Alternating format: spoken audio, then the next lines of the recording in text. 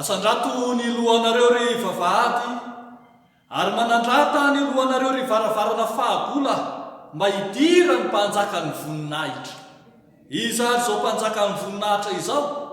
Jehova tompony maro, izy no mpanjaka ny voninahitra.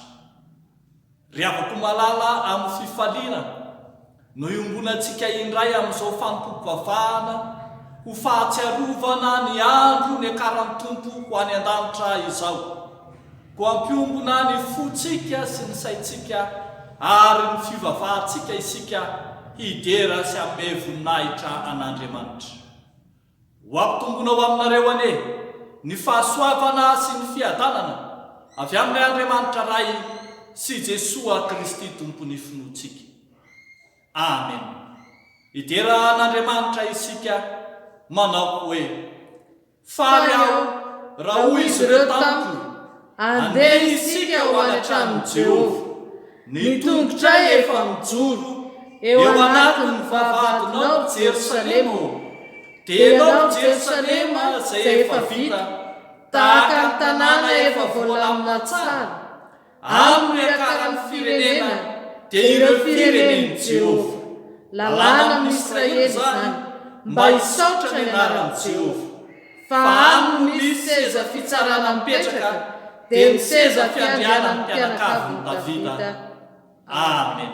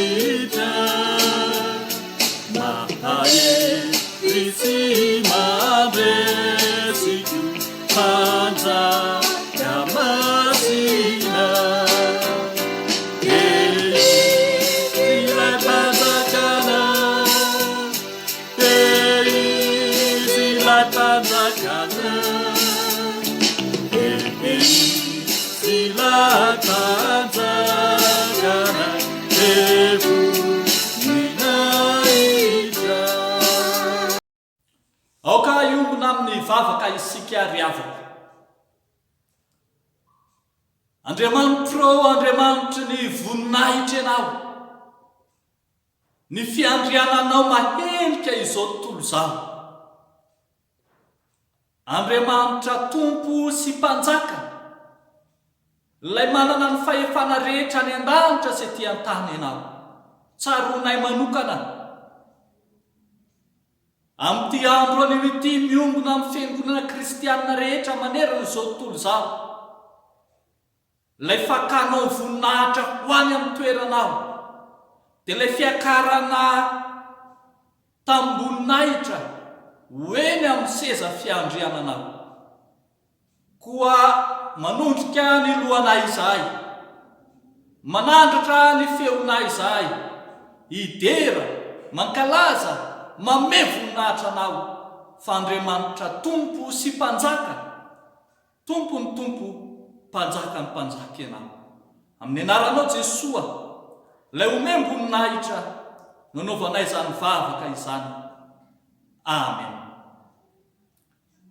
Ry havako malala ho ny tompo, amin'izao andro ahatsiarovantsika ny andro niakaran'ny tompo any an-danitra izao, dia manambara ny sitrapony amintsika izy, ko andeha hoenontsika tsara sy hoeritrerentsika fatratra ny teny manambara ny sitrapon'Andriamanitra. Ho ny tompo, fa ankehitriny dia makany amin'ny izay naniraka aho, ary tsy misy aminareo manontany aho hoe ankaiza ianao, fa satria nilazany taminareo aho dia votona alahelo ny fonareo. Fa izao milaza ny marina aminareo, mahatsara anareo ny fialako, fa raha tsy hiala aho dia tsy ho avy aty aminareo ny mpananatra, fa raha andeha aho dia irahako aty aminareo izy. Ary raha tonga izy dia ampaiky izao tontolo izao ny fahotana sy ny fahamarinana ary ny fitsarana. Ny fahotana satria tsy nino ahy izy, ny fahamarinana satria makany amin'ny ray aho ka tsy mahita intsony anareo, ny fitsarana satria ny andrina n'izao tontolo izao dia efa voatsara. Amen. Sambatra mahitsy lalana izay manderaka lalàn'i Jehova, sambatra izay mitandrina ny teny vavolombelony ka mitady azy amin'ny fony rehetra. Amen. Ry havako malala ao amin'ny tompo, manoloana izany sitrapon'Andriamanitra izany, dia mahatsiaro ho tsy tanteraka eo anatrehan'ny tompo isika, ko andeha iombona amin'izao vavaka fifonana angatahana famelan-keloka eo anatrehan'ny tompo izao, hivavaka isika. Ry Jesoa Kristy zokonay eo, efa tonga naka endriky ny olona ianao, naka ny endriky ny nofo, eny naka ny endriky ny ota aza, ka nanaiko faty teo amin'ny azo fijaliana mba hanangana anay mba ho velona indray. Tsaronay Andriamanitra ny asa-panavotana nataony Jesosy ho anay teo amin'ny azo fijaliana, ary manana anjara amin'izany fanavotana izany izahay, koa izany no asa inay mifona eo anatrehanao ankehitriny. Tompo mifone, tompo mamela eloka, tompo diovy amin'ny ranao zahay mba ho madio eo anatrehanao. Fa efa anandrika ny sitraponao masina izahay, efa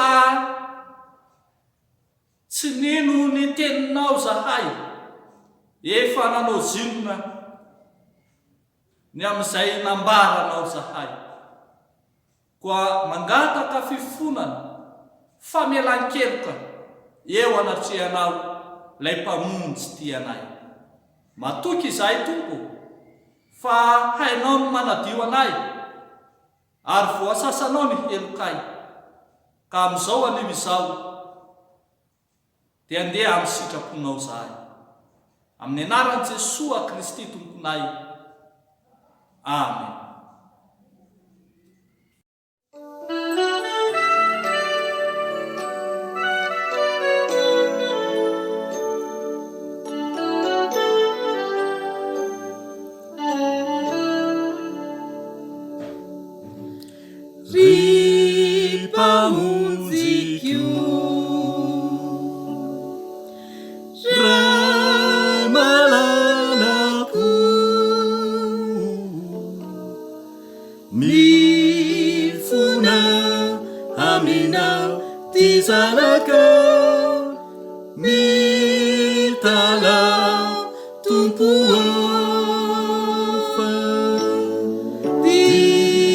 Sutamina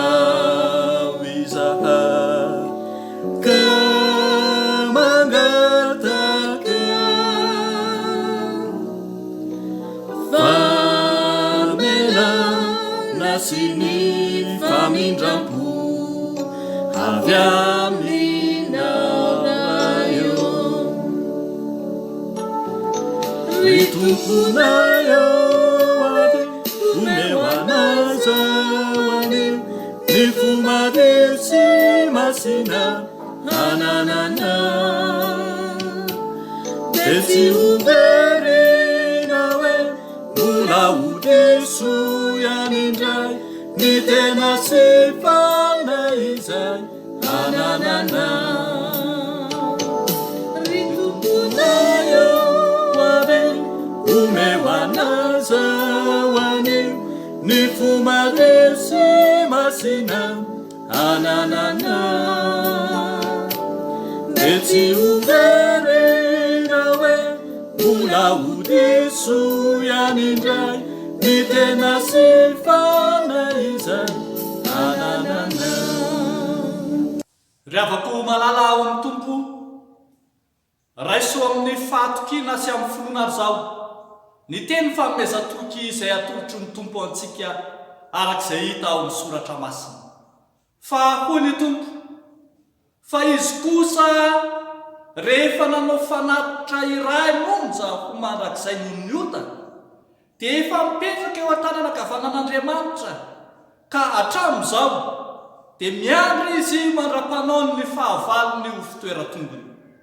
Fa ny fanatitra iray ihany no efa natanterahany mandrak'izay izay olona hamasinina. Ary ny fanahy masina koa manambara izany amintsika, fa rehefa voalazany hoe izao no fanekena ataoko aminy, rehefa afaka izany andro zany ho Jehovah, ataoko ao am-pony ny lalako sady hosoratako ao an-tsaina, dia ho koa izy ny fahotany sy ny elony tsy ho tsarovako intsony. Ary rehefa misy famelana ireo dia tsy misy fanatitra noho ny ota intsony. Arak'izany ary avako malala, ambaranay amin'ny anaran'i Jesosy Kristy ilay niakatra ho any an-danitra, fa voavelany elokareo miderany anarany masina. Fa sambatra ny olona izay voavelany elo sy voasarona ny fahotany, sambatra ny olona izay tsy sainy Jehovah eloka ary tsy misy fitaka ny fanahiny. Amen.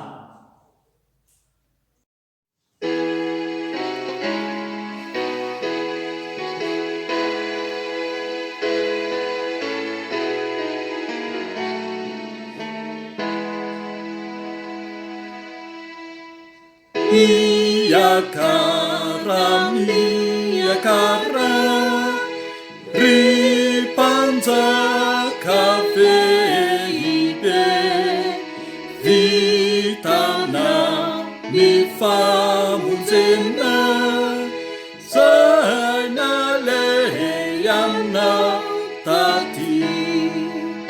Ny oby ary anjely kadera ny tompona vonina hitra sy aja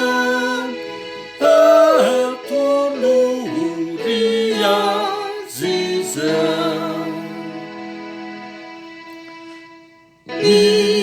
Niakara ry mpamonjy ravonina votana izay aty atany fa ny tehiderana raisona ny fiderana zay atolotra iza.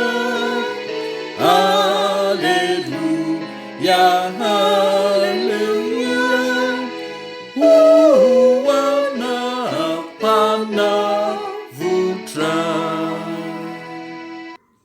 Andeha sika riavako zao iombona amin'ny olona voavela eloka rehetra dia mipino manerana izao tontolo zao, anambara ny finoantsika amin'ny alalan'ny fanekem-pinoana apôstôlika manao hoe: mino an'Andriamanitra ray tsy tompanao ny lanitra sy ny tany aho, ary mino an'i Jesosy Kristy zanalahy tokana tontsika, izay torotoroana tamin'ny fanahy masina nateraky Maria Virginy nijarana nanapaka io Ponty Pilato nombona tamin'ny hazo fijaliana maty ka nalevina nidina tany amin'ny fiainana tsy hita nitsangana tamin'ny maty tamin'ny andro fahatelo niakatra ho any an-danitra mipetraka eo kavan'Andriamanitra raitsy tombo avy any aviny tsara velona sy ny maty mino ny fanahy masina aho ny fiangonana masina manerana izao tontolo izao ny fiombonan'ny olona masina ny famelan-keloka ny fitsanganany tena ny maty ary ny fiainana mandrakizay.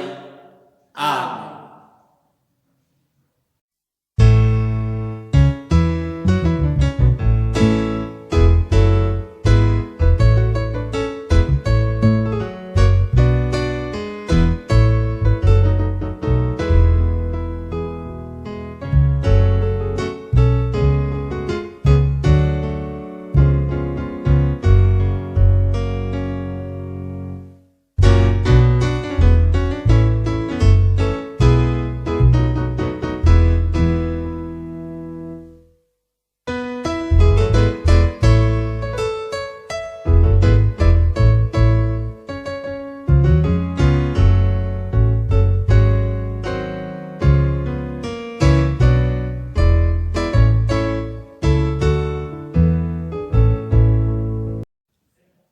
Amin'ny fotoana fankalazana ny tenin'Andriamanitra ary sika izao ry havako, asaitsika izao ny ankizy sy ny tanora rehetra hanao ny hira voalahatra ho azy aorian'izay dia hiroso isika amin'ny vavaka fangatahana ny fitarihan'ny fanahy masina sy amin'ireo vakiteny misesy araka ny perikopa voalahatra ho antsika anio.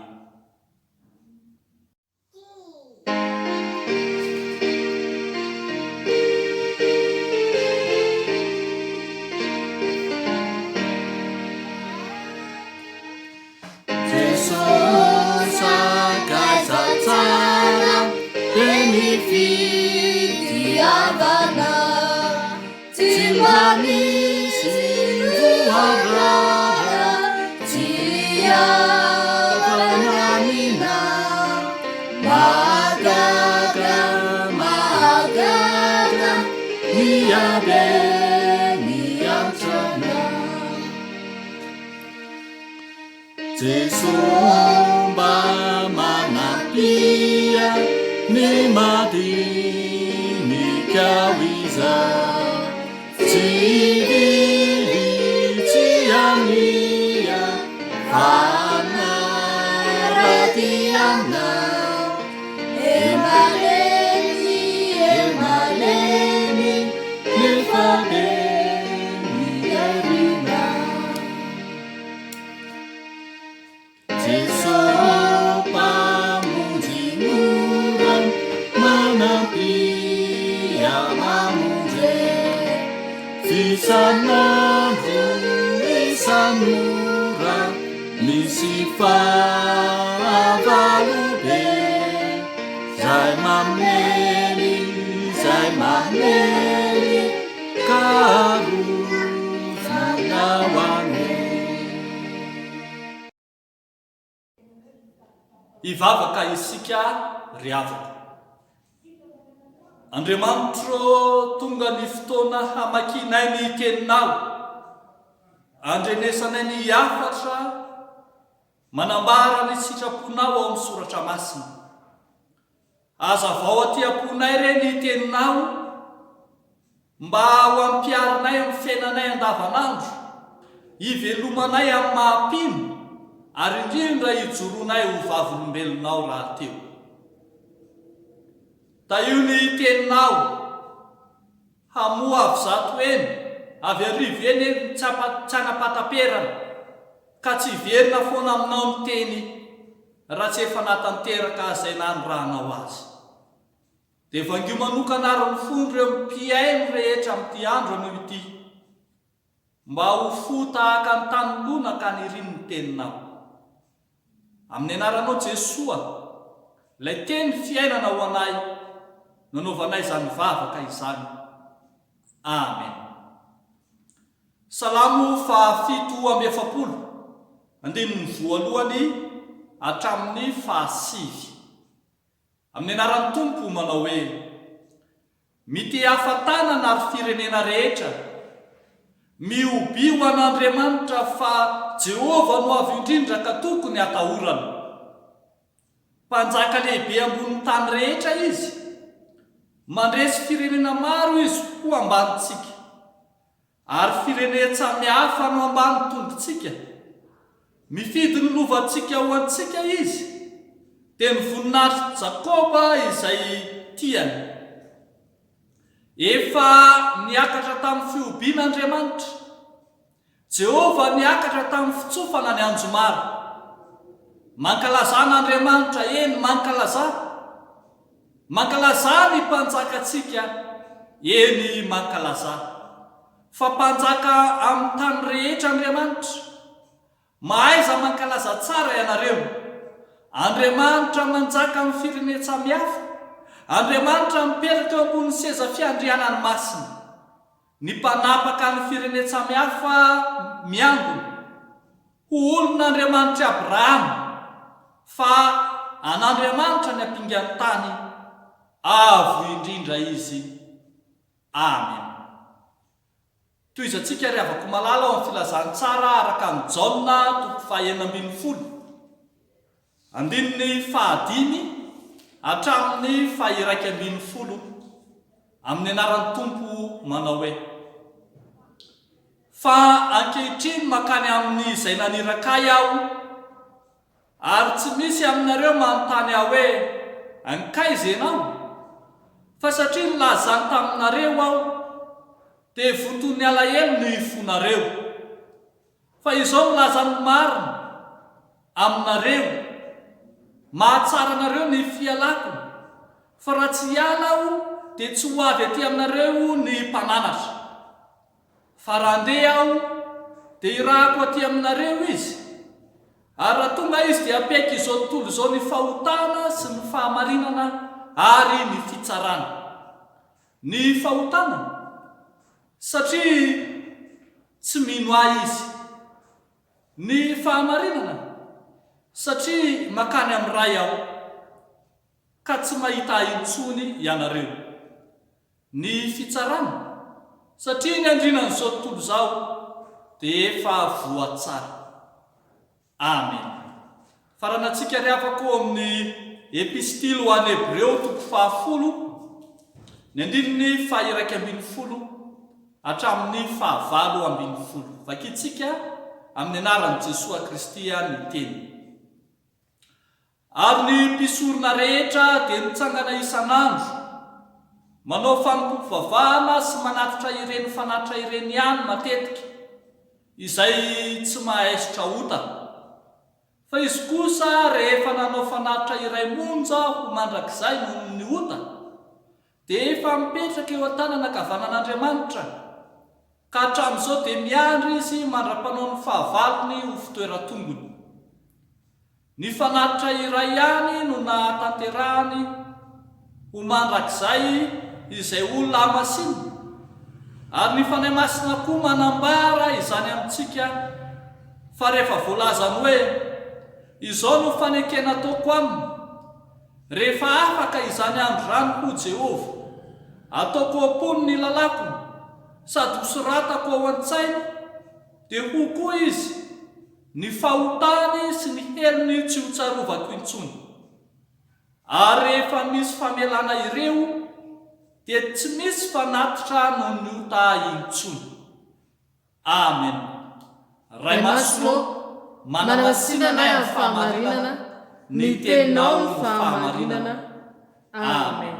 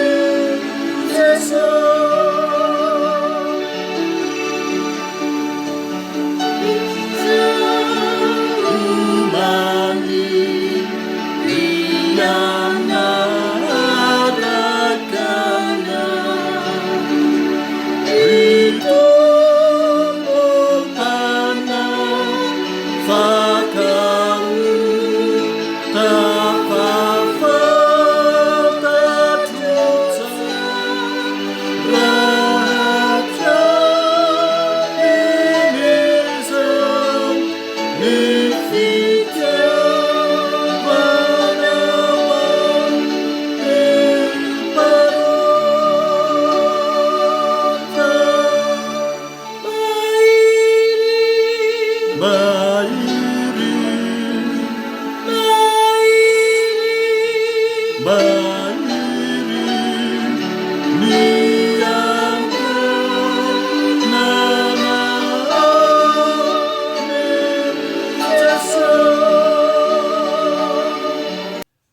mampitomboinao aminareo ny ry havako ny fahasoavana sy ny fiadanan'Andriamanitra ray sy Jesoa Kristy tompony fonontsika.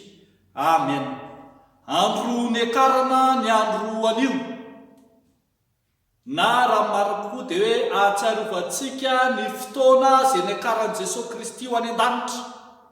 Mandrakariva ry havako malala ao anatin'ny vanim-potoana kristianina, ao anatin'ireo fety kristianina, dia somary maivamaivana lanja ihany ny fahatsiarovan'ny olona ity andro anankiray ity, ary na dia ao anatin'ny fankalazana ireo fety maro ary ao anivon'ny kristianina dia ity no heverin'ny olona ho maivana ka maro amin'ny fiangonana kristianina aza no tsy mankalaza azy akory.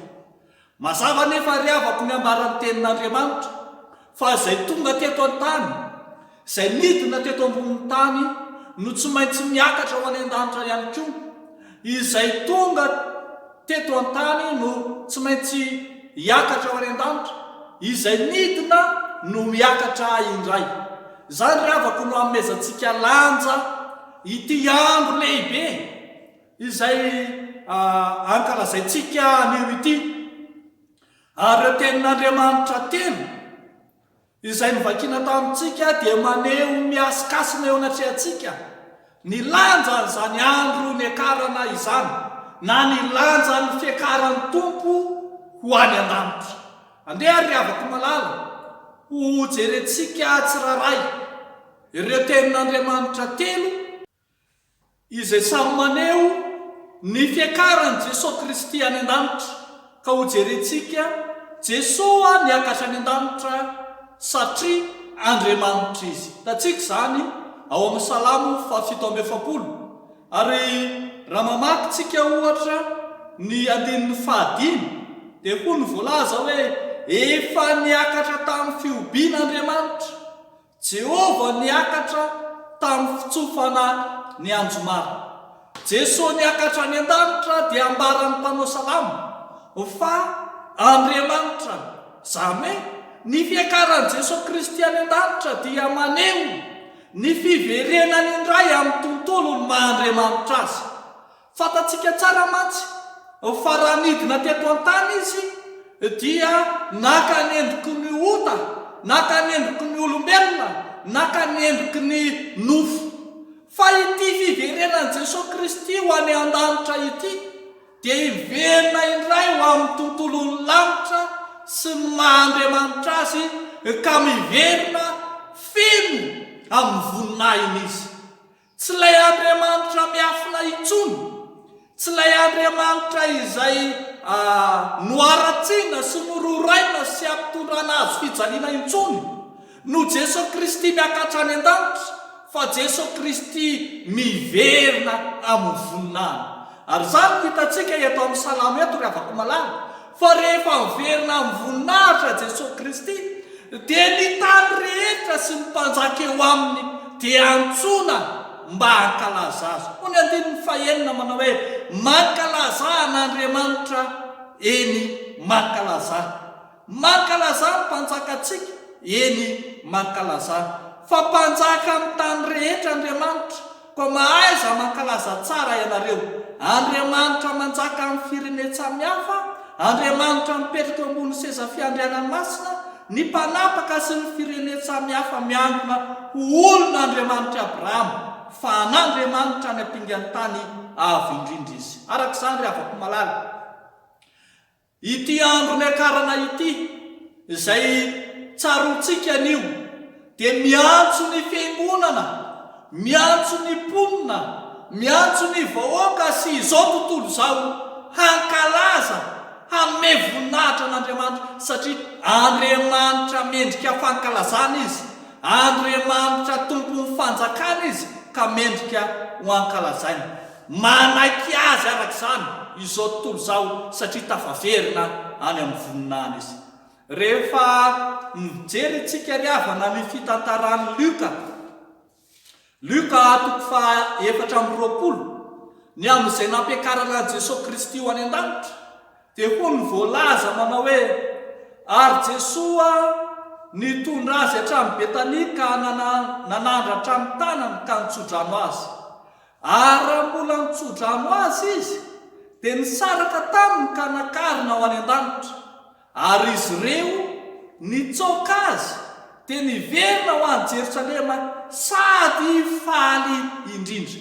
Ary teo ankianjany tempolo isan'andro izy nankalaza an'Andriamanitra. Riavako malala ao amin'ny Tompo. Luka 4:20 andininy 17-20 zany hitantsika zany. Fa miantso antsika rehetra koa ankehitriny hanome sy hanao zava-dehibe ny andro niakaran'ny Tompo any an-danitra, ho andro mpankalazana, ho andro mendrika mezana voninahitra amin'ny Tompo, andro hatsiarovantsika merina ao amin'ny Tompo indray ny maha-Andriamanitra azy. Arak'izany riavako malala, fotoana manokana ho an'ny mpino mihoatra noho ny fotoam-pankalazana rehetra izao fotoana fahatsiarovana ny andro niakarana izao. Tsy andro fandehanana mitsangatsangana loatra, tsy andro fanaovana raharaha ohatrany loatra, eny tsy andro fanaovana izay tiana loatra akory, anaovana fialam-boly ny andro niakarana. Noho ny amin'ny confinement moa dia tsy fidiny ny tsy maintsy manatanteraka izany ny marina, fa raha marina ity andro ity dia andro hanomezana voninahitra sy hankalazana an'Andriamanitra, satria Andriamanitra miverina ho amin'ny voninahiny izy, Andriamanitra miverina amin'ny mampanjaka azy izy ka mendrika ho deraina. Jesosy Kristy niakatra any an-danitra satria Andriamanitra izy ka mendrika ho ankalazaina. Fa ny zavatra faharoa riavako malala izay hitantsika anio dia ny hoe Jesosy Kristy niakatra any an-danitra maniraka ny mpananatra. Jesosy Kristy niakatra any an-danitra maniraka ny mpananatra. Mazava ny fanazavana ataon'i Jesosy amin'ny Jaona 5:20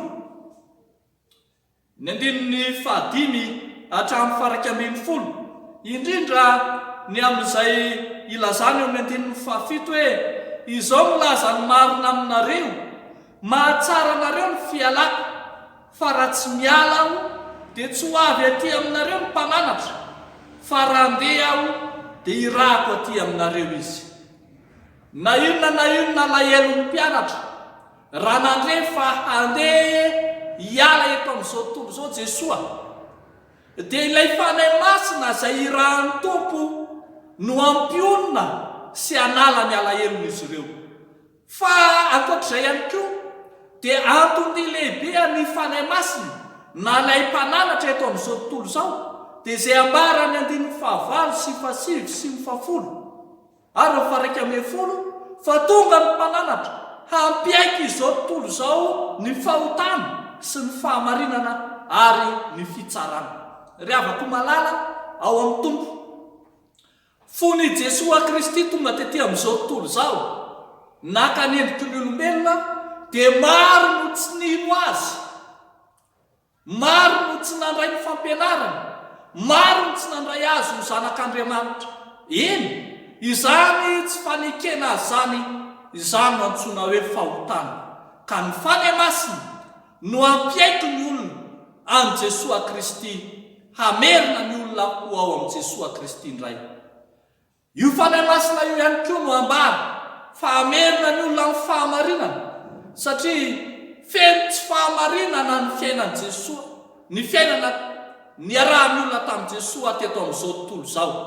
Rehefa teto amin'izao tontolo izao Jesosy dia nanjaka ny tsy fahamarinana, tsy marina ny nisamborana azy, tsy marina ny fitsarana natao taminy, tsy marina ny fiampangana azy, tsy marina ny azo fijaliana izay nolanjaina, ary feno tsy fahamarinana. Fa ny fanahy masina kosa itsakilan'izay, rehefa miakatra ho any an-danitra Jesosy Kristy no mampahatsiaro ny olona fa izany hazo fijaliana nolanjaina izany no tena fahamarinana mitondra ny olona ho any amin'ny famonjena. Ary farany, mbola io fanahy masina io ihany koa no hitondra izao tontolo izao ho any amin'ny fitsarana.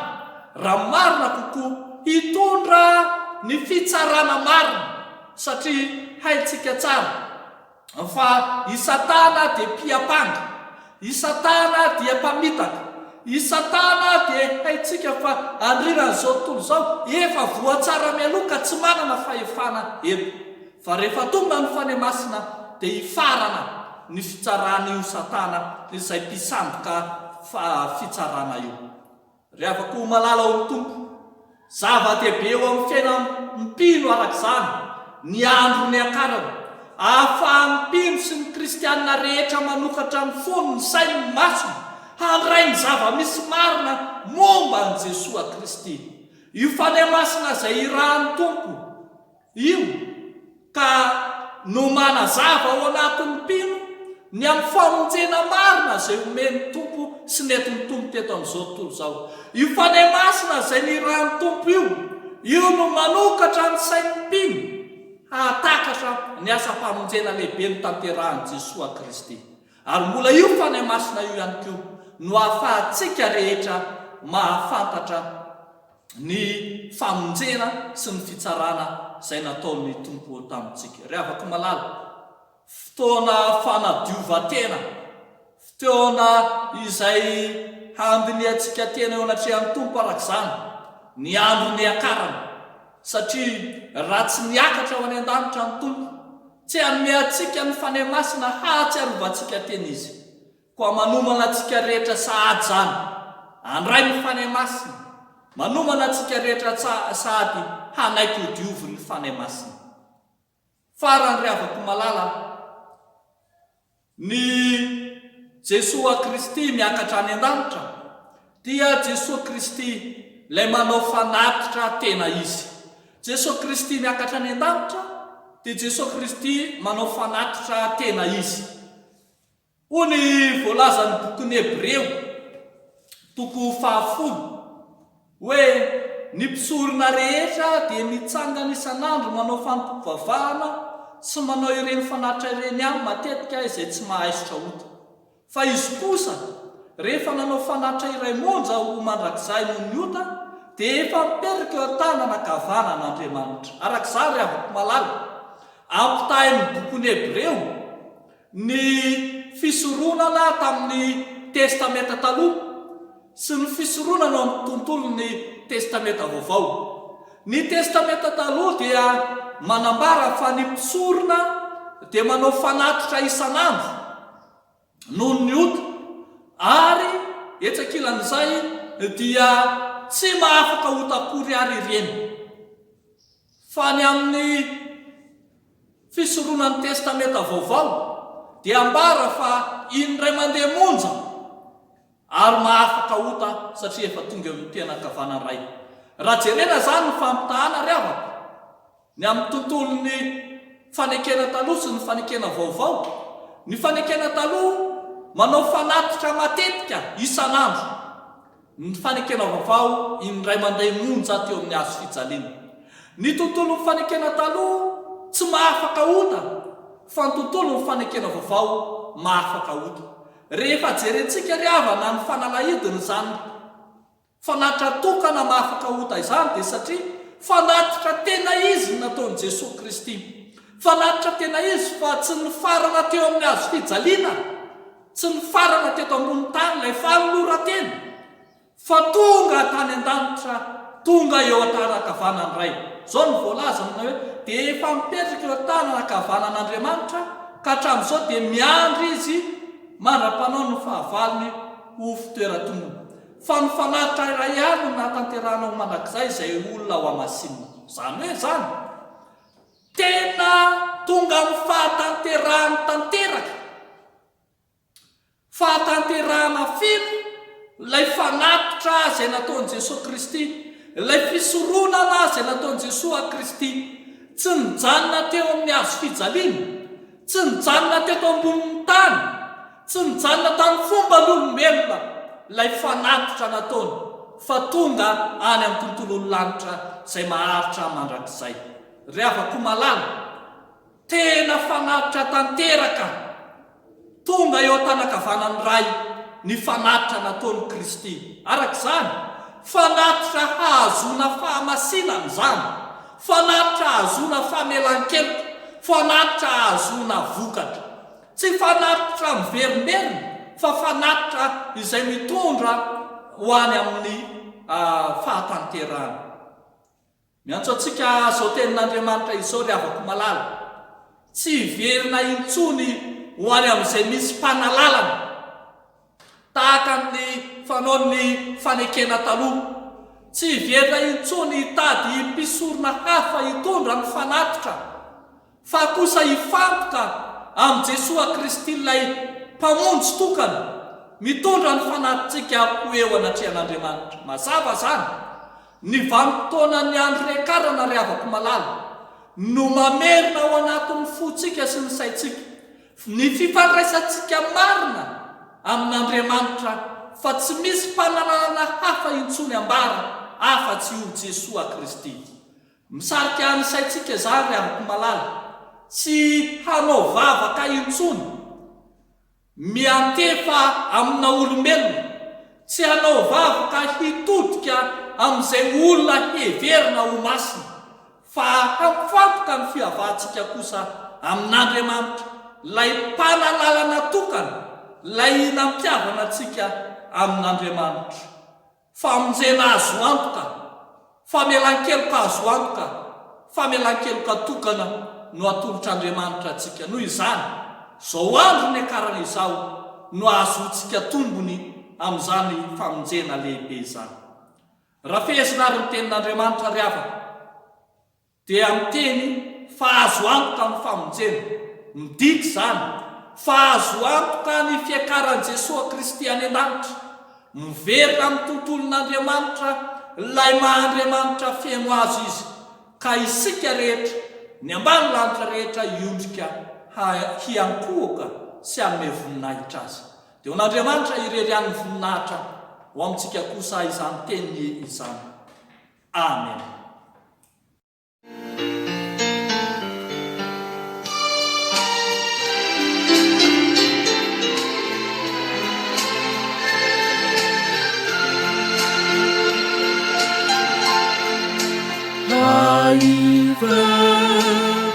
Jesus tupunya mua ivanila nitra elima tukiri fusisa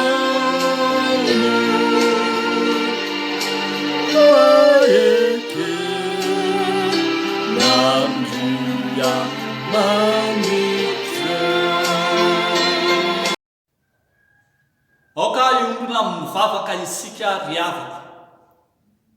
Andriamanitra misaotra anao zahay ny amin'ny teninao, ny teninao izay mamelombelona ny aty fanahinay, ny teninao izay mampanantena anay tsy ny amin'izao ankehitriny izao ihany, fa ny amin'ny ho avy ihany koa hatsiarovanay. Fa Andriamanitra velona niakatra any an-danitra ianao, ka mamelona anay ihany koa, mandray anay ho any amin'ny voninahitra ao. Amin'ity an'ity ary Andriamanitra, ndreto ny fiangonanao, resy lahatra ny teninao, voatsindro natao am-poka manontany ao anatrehanao, inona no ataonay. Dia ndreto izay tompo nandre izany hafatra tsara izany, ka manaiky anomboka amin'ity an'ity, hideranao any amin'ny firenena rehetra, fa Andriamanitra lehibe ianao. Anaiky izay tompo ho fitaovana hiasan'ny fanainao masina, anambarana ny fahamarinana ny teninao. Anaiky izahay hifandray tsy tapaka aminao Andriamanitra any an-danitra, fa tsy amin'ny izay mpanalala amin'ny tany, izay misandoka sy heverina fa mangalatra fahefana ihany. Tompo, ampahomby azo ao aminao Jesosy Kristy arak'izany, izany fanapahan-kevitra raisinay anio izany mba hampitombo ny finoanay ary anakaikaizanay mandrakariva anao Andriamanitra irosonay bebe kokoa hatrany amin'ny fanomponanao ary ataonay izany vavaka izany amin'ny anaran'i Jesosy Kristy Tompo sy mpamonjy anay. Amen.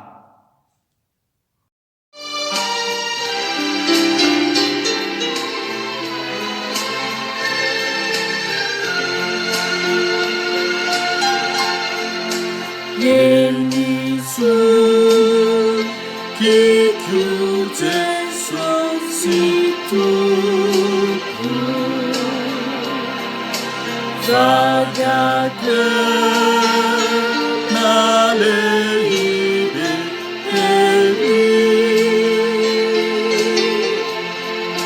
siangsu ini uwe panu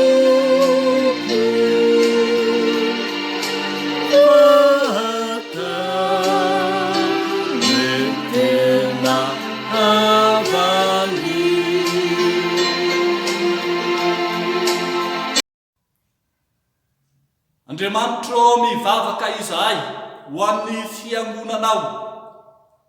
Anao ny fiangonana, ianao no nanorina azy, ianao raha teo no lohany sy mpitarika azy amin'ny zavatra rehetra.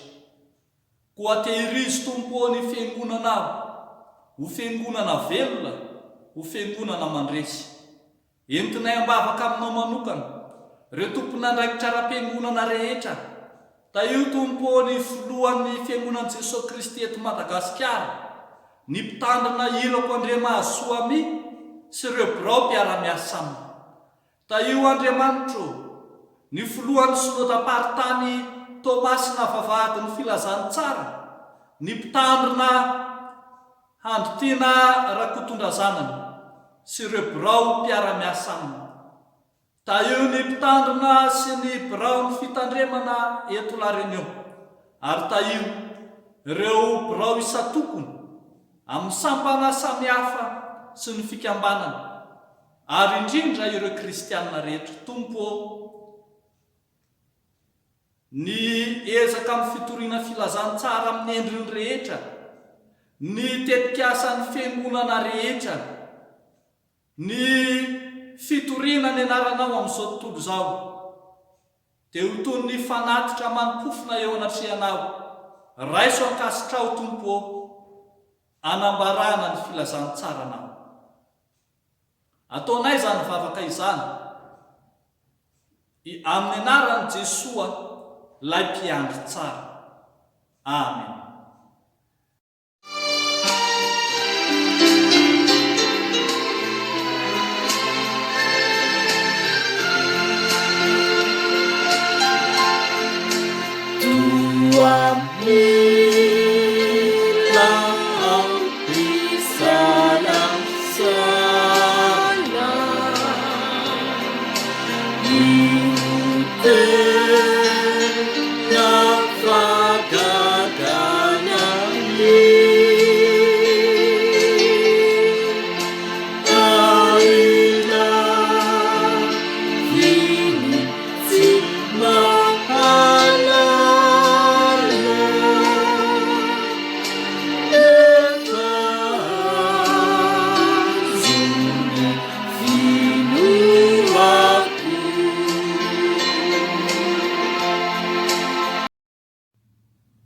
Entinay eo anatrehanao ankehitriny Andriamanitro ny firenenay, ny firenena malagasy sy ny vahoaka malagasy, na aiza eto ambon'ity zao tontolo zao ity. Vangio manokana Andriamanitro indrindra eo anoloan'ny valanaretina Covid-19 izay me mahazo laka sy melipatrana manerana faritra maro. Andriamanitra antenainay amin'ny zavatra rehetra ianao. Andriamanitra tsy mbola nandiso fanantenana anay ianao, ka inonay raha teo fa afaka miantsehatra eo anivon'ny firenenay. Ampahomby azo ao Tompo ny ezaka ataon'ny fitondram-panjakana malagasy. Ta io ifanaraka amin'ny sitraponao mba hitondra fanasitranana sy fitsaharana ho amin'ny taninay. Ianao Andriamanitra no efa niteny fa ombanay tokoa ary niteny fa aza matahotra dia matoky anao zahay. Koa jereo Tompo ny vahoaka malagasy rehetra, jereo reo mpitondra, jereo reo mpitsabo, jereo ny tafika sy ny mpitandro filaminana, jereo izay rehetra misehatra amin'ny fitsaboana ity aretina sy valanaretina ity. Ary dia ianao hiaro ny vohosotra ao Andriamanitra tsy ho voaringa amin'izany. Amin'ny anaranao Jesosy Kristy Tompo nanaovanay izany vavaka izany. Amen.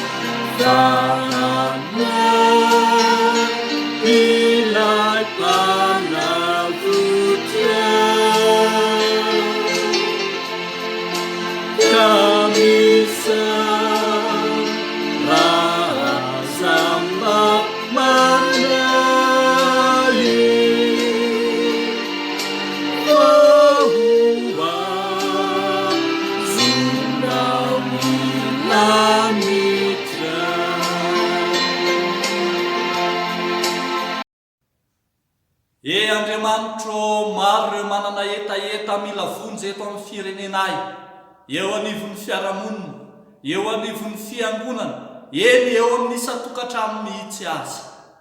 Misy aminay Andriamanitro tereniny zava-misy, very asa ka very tsy ampiny amin'ny sakafo hoanina amelomana ny ankonana.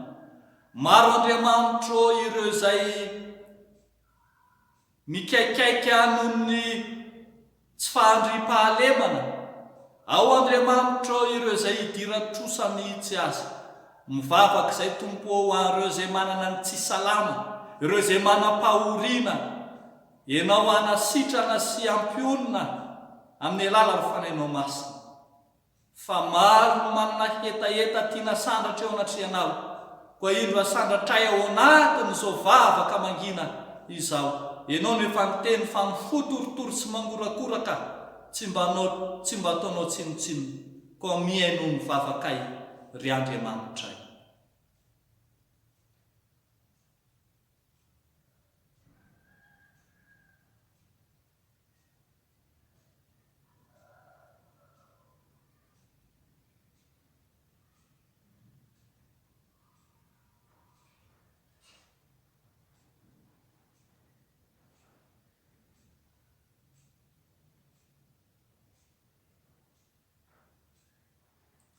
Ataonay izany vavaka izany amin'ny fahatokiny fa miaino vavaka ianao ary mamaly ny vavaka raha teo.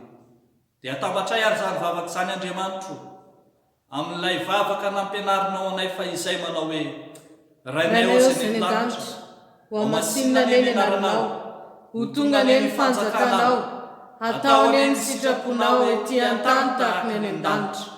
Omeonay mio izay amina sahaza ao anay, ary mamelany amin'kay tahaka namelanay izay meloka taminay. Ary aza mitondra anay amin'ny fakapanahy, fa manafahanay amin'ny ratsy, fa anao fanjakana sy ny hery ary ny voninahitra mandrakizay. Amen.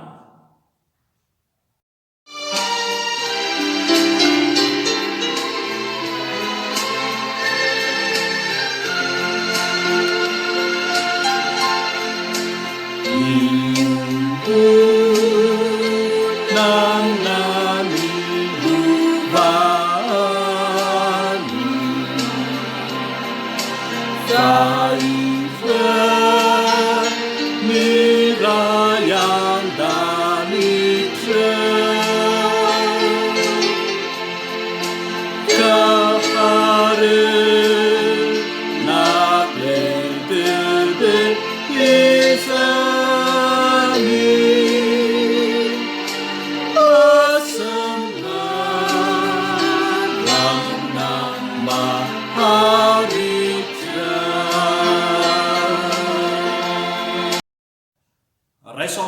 fandriana ry afako any tso-dranomasina izay tononona amin'ny anaran'i Jesosy Kristy tomponsika. Ary Andriamanitra ny fahasoavana rehetra izay efa niantso anareo amin'ny voninahitra mandrakizay eo amin'ny Kristy, rehefa niaritra fahoriana vetivety ianareo, dia izy no hatanteraka anareo, izy no ampiorina anareo, izy no ampitoetra anareo. Ho azy anie ny fanjakana mandrakizay. Amen.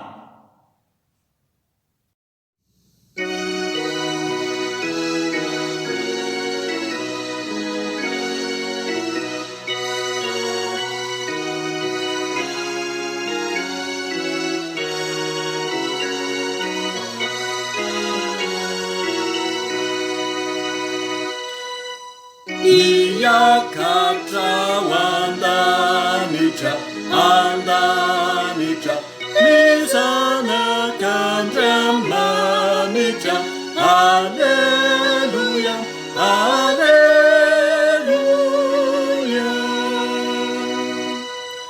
Kamunina wandanitra, andanitra, Jesosy tumpundanitra.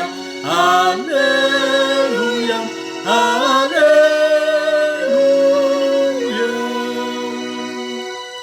Zao zavatra rehetriza, rehetriza, ry Jesosy azonina. Alleluia, alleluia.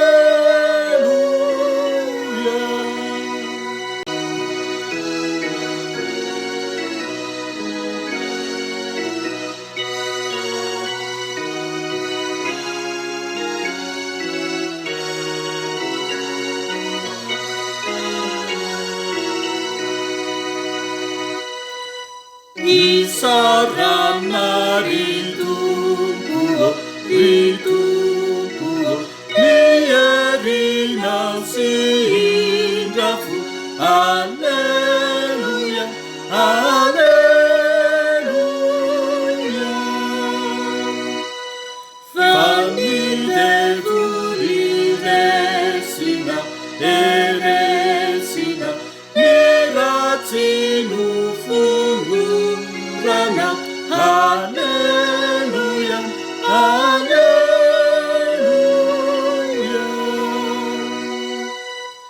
Ritamisi rilanitra, rilanitra, terawandriamanitra. Alleluia, alleluia. Dia ho an'Andriamanitra irerianany ny voninahitra amin'ny anaran'ny Ray sy ny Zanaka ary ny Fanahy Masina. Amen.